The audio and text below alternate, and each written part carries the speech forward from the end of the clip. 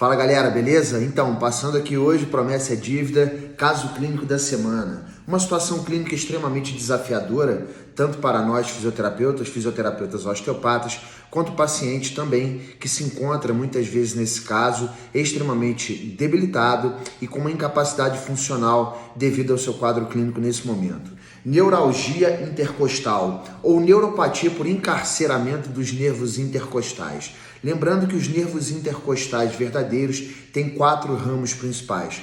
Um ramo que vai se dirigir à cadeia simpática, certo? Os ramos mielinizados, que vão justamente para o sistema nervoso autonômico simpático, que é tóraco-lombar. E vamos ter outros 3 ramos, um ramo anterior, um ramo cutâneo lateral e um ramo cutâneo posterior, cada um se dividindo para uma área específica de inervação. Os ramos cutâneos posteriores vão inervar os músculos e a parede paravertebral posteriormente. Os ramos cutâneos laterais acompanharão os nervos intercostais e darão sensibilidade à parede lateral do tórax. Os ramos cutâneos anteriores vão ter uma direção mais medial e vão fazer a inervação principalmente da parede abdominal. Nesse caso clínico, a paciente me relata que tinha uma dor torácica. A dor torácica ela é geralmente uma dor de um extremo desafio para todo profissional de saúde tratar, né? Principalmente porque primariamente precisa se descartar uma bandeira vermelha. Quais seriam as prováveis bandeiras vermelhas nesse caso? Algum processo agudo visceral, claro, muito dificilmente esse paciente vai chegar ao nosso consultório fisioterapêutico osteopático com uma queixa visceral aguda, claro, porque primeiramente isso cursa com atendimento médico emergencial. É uma emergência e geralmente essas emergências não chegam ao nosso consultório nesse caso. 2. Uma via víscero-somática que pode ter relações com algumas vísceras ou supradiafragmáticas ou infradiafragmáticas, principalmente uma dor torácica não cardiogênica, que nós consideramos como uma dor torácica funcional, dores torácicas relacionadas principalmente à doença do refluxo gastroesofágico, as gastrites, dores torácicas que têm uma relação específica com o componente hepatobiliar. Então nós precisamos sempre ficarmos atentos a questões viscerais que possam estar relacionadas a isso. Por isso que também citei o teste de Carnot, porque principalmente o teste de Carnot, ele nos diferencia quando executamos. E o paciente relata alguma dor na região de parede abdominal. Se essa dor na região da parede abdominal, quando fazemos o teste, ela é de origem somática realmente, ou se ela poderia ter alguma relação visceral. Dentro da relação visceral, os principais pontos subdiafragmáticos mais superiores são justamente a cárdia, né? O ponto especificamente epigástrico, quando pensamos ao lado esquerdo do estômago, e principalmente o ponto cístico à direita, quando pensamos principalmente em vesícula biliar. Descartando-se que essa dor poderia ter uma relação direta com algum problema visceral, descartamos primeiramente uma bandeira vermelha. Segunda bandeira vermelha, tivemos algum trauma dentro dessa cronologia que tenha pouco tempo ao qual o paciente possa ter feito uma fissura ou uma fratura de costela associado a isso, porque também se torna uma bandeira vermelha para podermos executarmos alguma parte do nosso tratamento. Previamente, a paciente foi diagnosticada por uma médica neurologista como tendo uma neuralgia ou uma neuropatia por encarceramento dos nervos intercostais. A sua topografia dermatomal me relatava que tinha uma dor que vinha principalmente da região supraescapular, então digamos assim, de um nível de T7 e mais ou menos até a 11ª, 12ª costela. Lembrando que a dor neuropática é uma dor causada por uma lesão ou doença do sistema nervoso somatosensorial. Dentro das doenças do sistema nervoso somatosensorial, precisávamos descartar principalmente que a paciente tivesse uma sequela de uma neuropatia pós-herpética, tivesse um quadro prévio de herpes zoster e em decorrência da sequela da herpes zoster, do vírus da herpes, tivesse desenvolvido uma neuropatia pós-herpética. Não tínhamos esse caso, não tínhamos nenhuma relação primária com uma neuropatia pós-herpética. 2. Uma neuropatia diabética também pode levar o paciente a desenvolver uma neuropatia dos nervos intercostais. 3. Cirurgias nessa região, principalmente toracotomias, também podem se desenvolver depois por uma lesão do sistema nervoso somatosensorial e uma lesão dos nervos intercostais associados a isso. Dentro do nosso rastreio clínico, o que nós achamos foi justamente, olha, como começou, onde começou, em que momento você começou a entender essa queixa maior, que principalmente era relatada como formigamento, choques, uma sensação de um elástico preso, né? Lembramos que a dor neuropática geralmente ela se dá claramente por um trajeto dermatomal. Nem toda dor irradiada ela é de origem neural. Nós podemos ter uma dor de característica nociceptiva e que também irradia, mas justamente na parede torácica, por toda a sua estabilidade, a relação das costelas verdadeiras, principalmente das articulações costo-corpóreas e costo-vertebrais, ela tem uma estabilidade maior. Então, lesões discais na coluna torácica não são de dar muitos sintomas neurológicos associados a isso. Mas precisávamos entender aonde isso estava começando.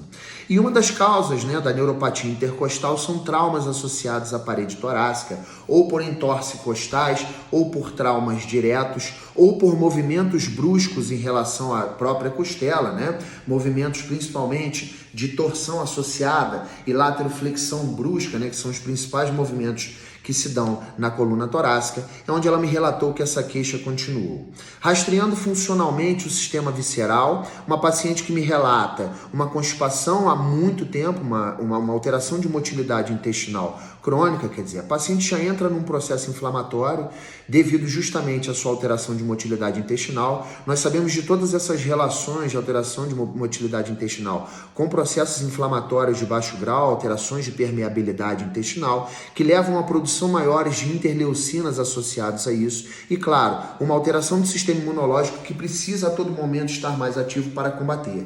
Lembrando que o sistema imunológico é inervado pelo sistema nervoso autonômico simpático e o sistema nervoso autonômico simpático tem uma relação muito grande e específica com a nossa região tóraco-lombar.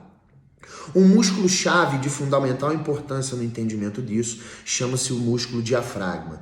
Precisávamos também entender como estava o padrão respiratório dessa paciente para irmos somando dentro dessa avaliação quais seriam as prováveis influências que poderiam também estar perpetuando essa queixa e a paciente não estar entrando num padrão de habituação em relação a isso. Testes clínicos associados que vamos usar. Primeiramente, precisamos estar extremamente atentos à região de pele, à topografia dermatomal dessa região, às sensações somestésicas, principalmente cutâneas anteriores, laterais e posteriores, e aos sinais e sintomas associados a isso. Dentro das queixas neuropáticas, quais são as principais características? Choque, formigamento, dormência, parestesia, comichão, sensação de frio doloroso, e a paciente ainda me relatava que parecia que ela sentia umas ferroadas, umas picadas específicas nos trajetos costais, principalmente laterais e principalmente anteriores. Testes aos quais nós fomos somando. Primeiramente, o teste de pele, o Pint Sign, ou o nosso famoso palpado rodado, onde vamos entender num trajeto específico dermatomal como se apresenta aquela somestesia de pele e se, claro, também nesse momento nós vamos somar texturas diferentes, estímulos inócuos, principalmente um algodão, uma espuminha, para entendermos se a paciente também cursa nesse momento com alodinia associado a isso. Lembrando que a alodinia é uma hiperresponsividade da via nociceptiva, quer dizer, o paciente percebe dor, tem um reflexo de retirada associado a isso, com um estímulo inócuo. O que isso pode nos trazer de volta? Nesse momento, a paciente não tem uma boa capacidade de modulação endógena. Precisamos pensar num componente sistêmico. O funcionamento de todos os diafragmas associados a isso, ele é de extrema importância. Diafragma pélvico, diafragma respiratório, entrada torácica, sistema ioídeo, tenda do cerebelo, para entendermos também como o funcionamento desse sistema neuromeníngeo. Por isso, somarmos 2 testes neuromeníngeos basicamente, um teste neuromeníngeo dinâmico, como o SLAMP test, e entendermos se no SLAMP test também a paciente repara parecer que uma corda está puxando e não pensarmos nisso como um teste específico para o nervo isquiático, ok? Estamos pensando nisso como um teste de tensionamento neuromeníngeo como um todo. O teste de Nery em pé ou o teste de flexão do pescoço para entender se nesse estiramento meníngeo os sintomas também aparecem na região torácica, porque também nos direciona para o tratamento do hands-on e para a prescrição das pautas hands-off, tanto através dos estímulos respiratórios, onde vamos buscar um melhor equilíbrio autonômico parasimpático relacionado a isso, tanto também quanto para fazermos exercícios de mobilidade específica dessa caixa torácica, para melhorarmos principalmente os processos de respiração diafragmática. A avaliação respiratória nos dava um diafragma que não fazia uma boa incursão e excursão inspiratória e expiratória, quer dizer, todo o processo de descida desse centro frênico e de subida desse centro frênico, esse movimento de abertura, de eversão e de inversão em alça de balde dessas costelas inferiores, toda a sua relação céfalo-caudal, látero-lateral e antero-posterior de mobilidade do tórax, claro, naquele momento muito debilitada, porque a paciente tinha realmente uma incapacidade funcional, principalmente para fazer os seus movimentos respiratórios e principalmente quando ela fazia os movimentos da cintura escapular e percebia que essa corda ficava mais elástica e que esses sintomas aumentavam muito nessa região. Dentro de todo esse processo, os testes quantitativos sensoriais são muito importantes, né? Então usamos basicamente um algômetro de pressão, onde vamos testar somação temporal em áreas de hiperalgesia, até porque isso nos direciona na hora do nosso hands-on. E a paciente realmente tinha, né, nos pontos específicos dermatomais, as quais ela me dava, né, justamente estímulos inócuos, né, com menos de 2 quilos, 1,5 kg, ela percebia realmente uma escala visual analógica muito alta, entre 8 e 9, com 1 kg força por centímetro quadrado. Quer dizer, a paciente está realmente nesse momento com um padrão nociceptivo, pró-nocicepção muito aumentado, com uma habituação muito diminuída, e sabemos que isso pode gerar um processo disfuncional de modulação endógena da dor.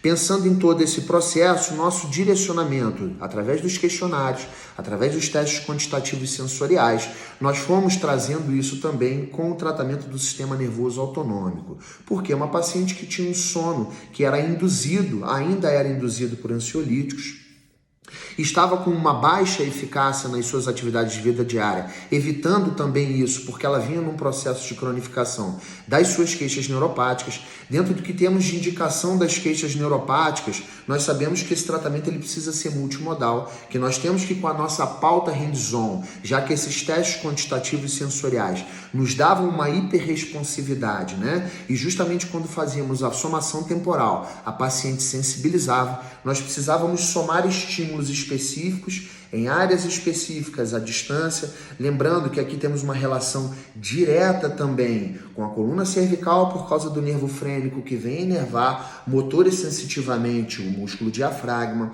uma relação direta com o nervo vago, que além de fazer inervação de coração, pulmão, estômago, fígado, baço, pâncreas, rins, né, de todo o intestino até 2/3 do cólon transverso, também inerva o diafragma crural e tem uma relação direta com essa região. Precisamos tratar esse sistema neuromeníngeo, dar uma melhor capacidade no dia a dia da paciente, justamente nas pautas hands-off, as quais nós podemos gerar, através do tratamento não farmacológico da dor, uma melhor produção de opioides endógenos relacionados a isso, para que assim nós possamos ter, nesse caso, respostas mais efetivas. Toda a nossa atenção voltada para o sistema somático, autonômico, mecanismos neurofisiológicos, que nesse caso o primário era o neuropático, porém cursavam com alterações também que nos pareciam de nociplastia e um déficit de modulação endógena da dor. Beleza? Espero que tenha sido válido para você, uma condição clínica de extremo desafio para nós e para o paciente, em que muitas vezes também precisaremos encaminhar novamente para o médico, porque pode ser que nesse momento algumas estratégias invasivas possam também nessa região fazer com que o paciente tenha alívio dos seus sintomas. Valeu? Espero que tenha sido válido para você. Um forte abraço e até breve.